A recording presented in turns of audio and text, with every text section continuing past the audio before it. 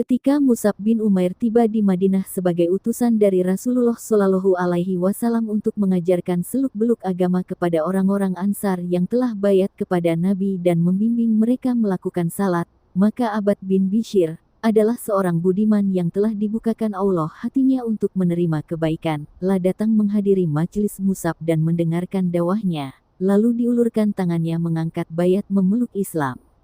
Dan semenjak saat itu mulailah ia menempati kedudukan utama di antara orang-orang Ansor yang diridhoi oleh Allah serta mereka ridho kepada Allah. Kemudian Nabi pindah ke Madinah, setelah lebih dulu orang-orang mukmin dari Mekah tiba di sana. Dan mulailah terjadi peperangan-peperangan dalam mempertahankan diri dari serangan-serangan kafir Quraisy dan sekutunya yang tak henti-hentinya memburu Nabi dan umat Islam. Kekuatan pembawa cahaya dan kebaikan bertarung dengan kekuatan gelap dan kejahatan. Dan pada setiap peperangan itu Abbad bin Bishr berada di barisan terdepan, berjihad di jalan Allah dengan gagah berani dan mati-matian dengan cara yang amat mengagumkan. Dan mungkin peristiwa yang kita paparkan di bawah ini dapat mengungkapkan sekelumit dari kepahlawanan tokoh mukmin ini. Setelah Rasulullah dan kaum muslimin selesai menghadapi perang Datur Riga, mereka sampai di suatu tempat dan bermalam di sana. Rasulullah memilih beberapa orang sahabatnya untuk mengawal secara bergiliran. Di antara mereka terpilih Ammar bin Yasir dan Abbad bin Bishr yang berada pada satu kelompok. Karena dilihat oleh Abbad bahwa kawannya Ammar sedang lelah, diusulkannya lah agar Ammar tidur lebih dulu dan ia akan mengawal. Dan nanti bila ia telah mendapatkan istirahat yang cukup, maka giliran Ammar pula mengawal menggantikannya. Abbad melihat bahwa lingkungan sekelilingnya aman. Maka timbullah pikirannya, kenapa ia tidak mengisi waktunya dengan melakukan salat, hingga pahala yang akan diperoleh akan jadi berlipat. Demikianlah ia bangkit melakukannya. Tiba-tiba sementara ia berdiri sedang membaca sebuah surat Al-Quran setelah Al-Fatihah, sebuah anak panah menancap di pangkal lengannya. Maka dicabutnya anak panah itu dan diteruskannya salatnya. Tidak lama diantaranya mendesing pula anak panah kedua yang mengenai anggota badannya, tetapi ia tak hendak menghentikan salatnya, hanya dicabutnya anak panah itu seperti yang pertama tadi, dan dilanjutkannya bacaan surat. Kemudian dalam gelap malam itu musuh memanahnya lagi untuk ketiga kalinya. Abbad menarik anak panah itu dan mengakhiri bacaan surat. Setelah itu ia ruku dan sujud, sementara tenaganya telah lemah dia sebabkan sakit dan lelah. Lalu sementara sujud itu diulurkannya tangannya kepada kawannya yang sedang tidur di sampingnya dan ditarik-tariknya ia sampai terbangun. Dalam pada itu ia bangkit dari sujudnya dan membaca tasyahud, lalu menyelesaikan salatnya. Ammar terbangun mendengar suara kawannya yang terputus-putus menahan sakit, gantikan daku mengawal karena aku telah kena. Ammar menghambur dari tidurnya hingga menimbulkan kegaduhan dan takutnya musuh yang menyelinap. Mereka melarikan diri, sedang Ammar berpaling kepada temannya seraya katanya, Subhanallah. Kenapa saya tidak dibangunkan ketika kamu dipanah yang pertama kali tadi? Ujar Abbad, ketika daku salat tadi, aku membaca beberapa ayat Al-Quran yang amat mengharukan hatiku, hingga aku tak ingin untuk memutuskannya. Dan demi Allah, kalau tidaklah akan menyia-nyiakan pos penjagaan yang ditugaskan Rasul kepada kita menjaganya, sungguh, aku lebih suka mati daripada memutuskan bacaan ayat-ayat yang sedang kubaca itu. Abbad amat cinta sekali kepada Allah, kepada Rasul dan kepada agamanya.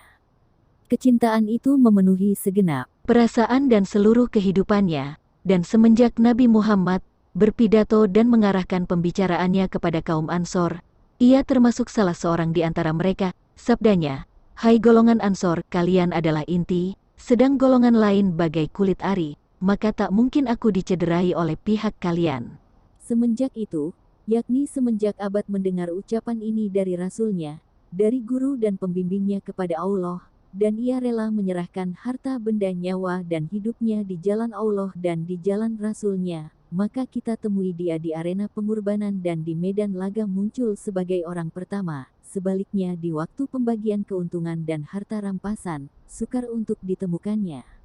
Di samping itu ia adalah seorang ahli ibadah yang tekun, seorang pahlawan yang gigih dalam berjuang, seorang dermawan yang rela berkurban, dan seorang mukmin sejati yang telah membaktikan hidupnya untuk keimanannya ini. Keutamaannya ini telah dikenal luas di antara sahabat-sahabat Rasul.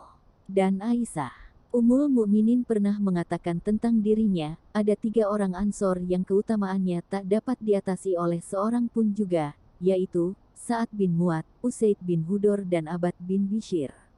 Orang-orang Islam angkatan pertama mengetahui bahwa Abad adalah seorang tokoh yang memperoleh karunia berupa cahaya dari Allah.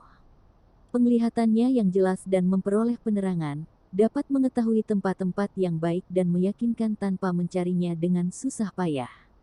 Bahkan kepercayaan sahabat-sahabatnya mengenai cahaya ini sampai ke suatu tingkat yang lebih tinggi, bahwa ia merupakan benda yang dapat terlihat. Mereka sama sekata bahwa bila Abad berjalan di waktu malam, terbitlah daripadanya berkas-berkas cahaya dan sinar yang menerangi baginya jalan yang akan ditempuh. Dalam peperangan menghadapi orang-orang murtad sepeninggal Rasulullah SAW, maka Abad memikul tanggung jawab dengan keberanian yang tak ada taranya.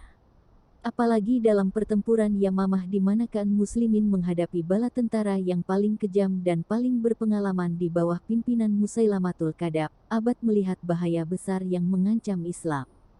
Maka jiwa pengorbanan dan kepahlawanannya mengambil bentuk sesuai dengan tugas yang dibebankan oleh keimanannya, dan meningkat ke taraf yang sejajar dengan kesadarannya akan bahaya tersebut, hingga menjadikannya sebagai prajurit yang berani mati, yang tak menginginkan kecuali mati syahid di jalan ilahi.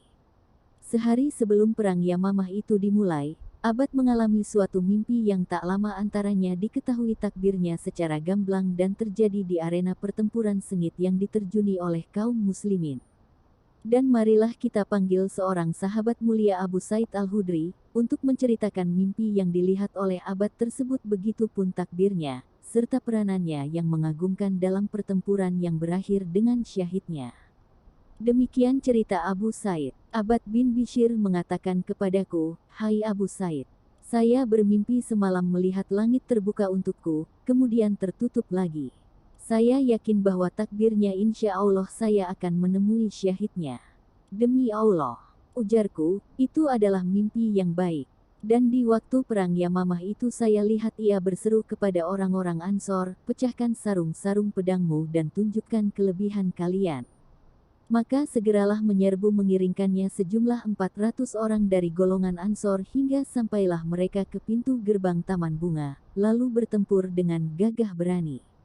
Ketika itu, Abad semoga Allah memberinya rahmat, menemui syahidnya.